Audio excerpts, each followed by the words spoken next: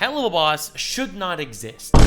It crossed a line that it should not have crossed. At least, that definitely seems to be what the media likes to tell you. This is a video that's going to be a deep dive into edgy comedy as a whole, and Helluva Boss is definitely going to be the flagship of the episode. In case a lot of you have been sleeping under a rock, the box office is not doing too hot. Recently, as the summer's been going on, they have been getting walloped time and time again, flopping after flopping, getting some of the worst numbers that they have seen in years. I bring you this really sad news with a heavy heart as I say that this is some of the best news that I've heard in a long time. I really wanted to make this video because, quite frankly, no one is looking at this with the perspective of glee like I am. Everyone's talking about, oh no, the box office is failing. First, the Disney Little Mermaid didn't do well, and then Elementals was a flop. This summer's been dreadful. This is so sad. I come here and with a very different mindset, slap my dick on the table and say, ladies and gentlemen, this is the best thing that could have happened to the movie industry in a long time. I had to leave my masturbatorium for this video, okay? That's how you know it's an important topic. Ladies and gentlemen, the box office is dying. The studios are dying. Modern movies flopping. And if modern movies flop, then the internet makes less memes, in which becomes less porn, which means I have less excitement to look forward to at the end of a very busy day. The straight up reason why I believe most of these things are failing aren't because they are that bad per se, but just because they are the same slop that we've seen in the past. When you look at all the shows or movies that are actually failing, they haven't actually added anything even relatively novel to the table. Indiana Jones is just the same old Indiana Jones, except the guy, the titular Indiana Jones, that dude that we liked a lot, well, yeah, now he's a cuck, which is the evolution of a lot of legacy media, that the reiteration is like, oh, you know that dude that actually had a happy ever after story? Well, we can't just make him happy in this story, so yeah, now he's a cuck. Either that, or they just churn out the same shiz slop that they've seen a million times kind of work in the past, and they just want a freebie that'll just kind of work, so they just sloop it out. You get The Flash, which is just a superhero movie like every other superhero movie, except this time The Flash not only is played by a narcissistic asshole criminal fellow, but also he put a baby in a microwave in the movie, which I guess is good meme potential, but it's not exactly gonna get the movie to freaking take off. When it comes to animated movies like Elemental or like Teenage Kraken, it's like, bro, these are the same concepts that we've seen before a million times. I'm not gonna say that these are bad movies. In fact, I'm going to have the controversial take and say that they were fine movie. I say it's controversial because on the internet you need to have an extreme opinion to be even somewhat recognizable. So my extreme opinion is that they're just okay. Neither of them pushes the boundaries at all in any way. Neither of them tells a story that we haven't seen a billion times before. Neither of them does anything that's actually worthy of talking about, as opposed to other shows or movies made by those very same studios that handle the same themes just better, but they're fine. You know, Zootopia did the same thing just better. I hate to be that guy, but there's nothing that the movie actually does that resonates as something novel, as a concept that you would talk about in regards to a successful animated movie that previous movies have not done. It's coming off the back of Puss in Boots' Last Wish, which was a master class at writing, which created a story that was on a level so far surpassing every other animated slop job being just schlooped out, where Adam 22's wife is just schlooping out OnlyFans content with other dudes. My incredibly hot take is that people don't want to poke the bear. People don't want to anger the status quo, because the status quo is safe. It's home. Making a 16th sequel to Toy Story, well, that's safe and homey. Ladies and gentlemen, we are reaching a very titular point of animation. A new era is upon us whether we like it or not, because it's either adapt or die.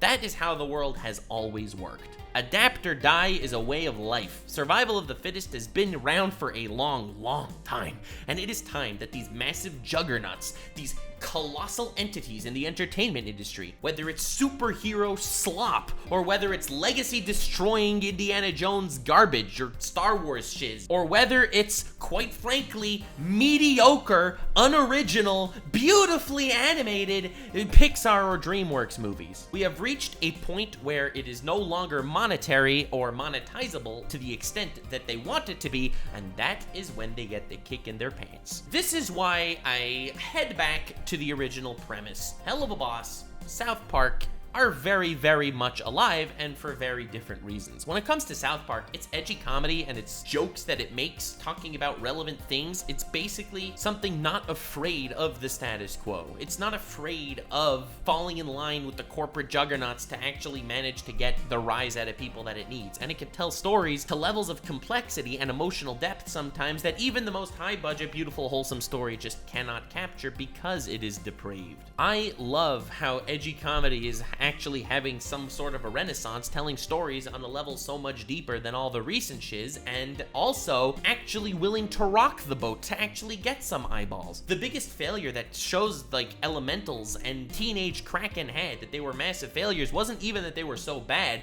it's that they were so uninteresting and the marketing was so boring that who on earth is actually going to go to these movies and watch them when you have Zootopia? Animation is one of my biggest passions. I absolutely love animated stories. Whether it's anime, whether it's freaking Kung Fu Panda, I am someone that absolutely positively loves this stuff. So when something like Spider-Verse 2 comes out, that is a completely novel concept with a relatively novel premise that absolutely explodes and does so well. Suddenly, all of the media juggernauts, all of your DreamWorks and Pixars and Disneys that are churning out effortless garbage can be surpassed by the relatively underground studio that made Spider-Verse an absolute worldwide phenomenon masterpiece. I hope that all these failures in the box office, all these absolute destructions, and finally where they're taking a financial hit will actually emphasize people to be willing to innovate and push the line and actually create something worth watching. And ladies and gentlemen, this brings us back to our major point for the video, Helluva Boss. I am a huge Helluva Boss supporter. Now, I may not agree with everything Vivzy Pop says on Twitter or how she interacts with trolls per se, but by the fact that she can do that as the creator and mind of a relatively indie production where this is all being uploaded to YouTube, this is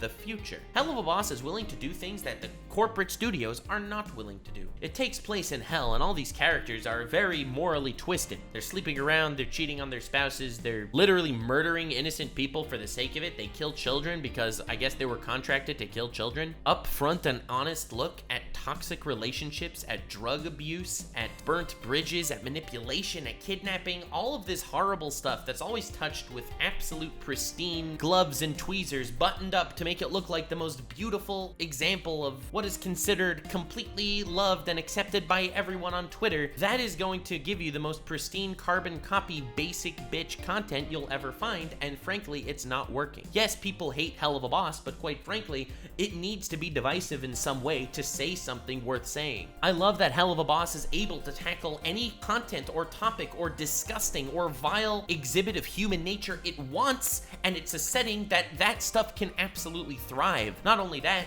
with the animation being just fire, with the lines being hilarious, with the content being great, and the characters being written to actual levels of depth, where you could follow a character like Blitz, the main character of Helluva Boss, and he is a colossal and massive asshole. Gonna be honest, Moxie, not too bad for your first solo mission.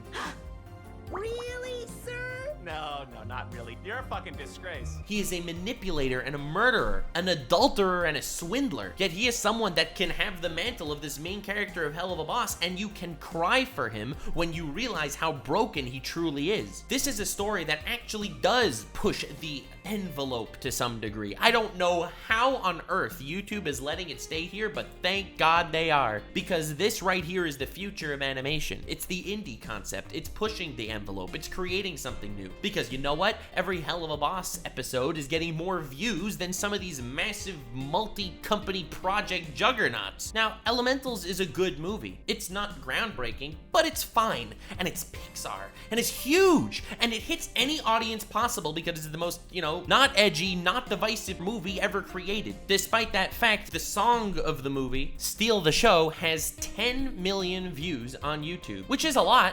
But is it a lot? Helluva Boss's sister series, Has Been Hotel, also released by Vivzy Pop, also a completely indie animation, also only existing on YouTube and only promoted through YouTube, something that hasn't been available for all audiences, something that is edgy and divisive, something that does not have Pixar's name or branding behind, but it's made by a couple of friends with nothing but the algorithm on their side, or against them, being that there's graphic violence and cursing and all that stuff. The music video Attic has, guess if it's more than 10 million million views. Drum roll, editor, drum roll. It has over 150 million views. Now, for the record, this is some random dude who's kind of making videos on YouTube. Vivzy Pop is this lady that's just, you know, there, wrote a story, hired some friends, hired some animators, created a story on YouTube. Compare that to Pixar, a legacy that spanned for decades with incredible names behind them. These people made Ratatouille and The Incredibles and Monsters, Inc. And it has this level of recognition in comparison to it. Now, I'm not saying that Helluva Boss is bigger than Elemental. Frankly, it's not. Elemental is something made by Pixar. People around the world are watching it, kids are watching it, and Helluva Boss is much more niche. But the amount of eyeballs that Helluva Boss actually has, despite its edginess, despite the fact that it's made by an indie developer, despite the fact that it does not have this branding behind it on this colossal scale, the fact that it is this large, this massive, and making this many waves, that is saying something about the future. I am very optimistic that this new era that will end up upon us will actually bring us something of value, something worth watching and worth investing our time as well as our money into actually going to see. Spider-Verse is incredible because they did something different. They did the superhero movie, except they went against every single superhero trope making that movie, and they created something beautiful and original and something that everyone in the world is exciting for and something that everybody actually loved. The point is, it's an original concept, and it was a risk that was taken.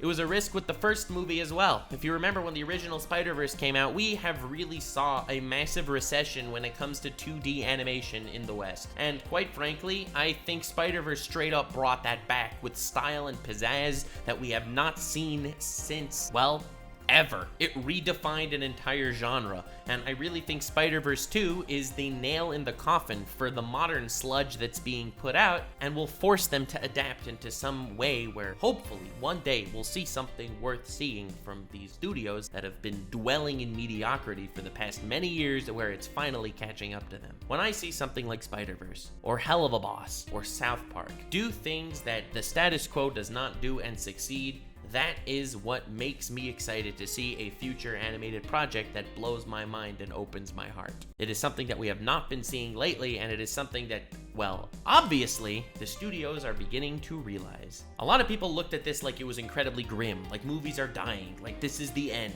And quite frankly, I have only seen this in a positive way. The fact that Elementals, or Teenage Kraken, or The Flash, or Indiana Jones, or The Little Mermaid remake, the fact that all of these did poorly in the box office, and the fact that everyone right now is freaking out or crying about how the industry is dying, all of that, in my ears, those are not the death rattles of animation and of art. In my mind, the fact that Spider-Verse and Helluva Boss are doing things that people aren't comfortable doing yet seeing success, quite frankly, I think that they will be the agents to link the fire. I think something like that will usher in a new age where all of these massive soulless companies will decide, you know what, maybe we should take a risk or two. Stay tuned! Enjoy this era with me! You have two options when something incredibly cringe happens. You can either laugh, or you could cry. You could cry that the movie industry is dying, or you could laugh at a bright future ahead of us with adventures and with risks that make you excited to wake up every day. I really appreciate a lot of your comments talking about how you've been appreciating my content lately, talking about, you know, culture type things, as well as my passion for storytelling and animation and all that fun jazz. Don't worry, more anime content is on its way. I've been just really grateful to have such an amazing audience that I can really appreciate, respect, and enjoy reading your comments. Have yourself a most wonderful evening, and remember to stay weird, fans.